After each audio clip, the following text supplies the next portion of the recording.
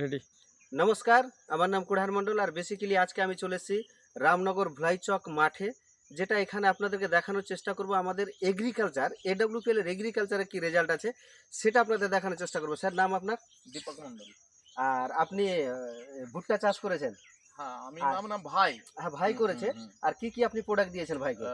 Eco hariyali আর ভবিটা। Eco hariyali আর ভুবিটা দিয়েছে। আর সেটা আপনাদেরকে ফল এখানে দেখানোর চেষ্টা করব যে কি হারে রেজাল্ট আছে এখানকার। তো নমস্কার, আমি দেখানোর চেষ্টা করছি আপনাদেরকে। শিকড়গুলো দেখাবো, শিকড়। এই যে দেখুন, গাছ যে লাগানো হয়েছে, তো গাছের শিকড় দেখুন খাবার পেয়েছে। এইরকম আপনারা দেখবেন যারা চাষ করছেন, এই ধরনের গাছ আপনাদের শিকড় ছাড়ে কিনা। আর তারপরে এই যে গাছকে দেখানোর চেষ্টা করছি, গাছের খাবার দেখুন আর গাছ কিভাবে লেগে আছে। আর আপনার এই যে দেখুন, গাছের মধ্যে ভুট্টা কটা নিয়েছে, এখান থেকে দেখানোর চেষ্টা করব। 1 2 3, তিনটা মোচা, চতুর্থ মোচা এখান থেকে বেরোচ্ছে।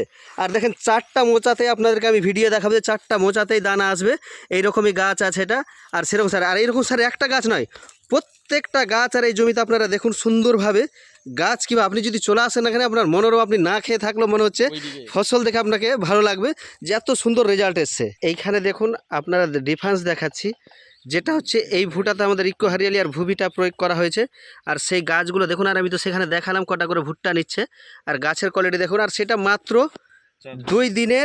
2 দিনের এই সাইডটা, আমার বাম হাতের যে সাইডটা এটা দেখাচ্ছি, 2 দিনের পরে লাগানো। আর এটা রাসায়নিক দিয়ে ব্যবহার করা হয়েছে। আর এটা আমাদের জৈব ইকো হারিয়ালি আর ভুবিটা দিয়ে ব্যবহার করা হয়েছে। হ্যাঁ, এবার আপনারা ট্যালি করে দেখতে পারবেন এখানে। আপনাদের রেজাল্ট আপনাদের সামনেই তুলে ধরে রেখেছি আমি। Thank you.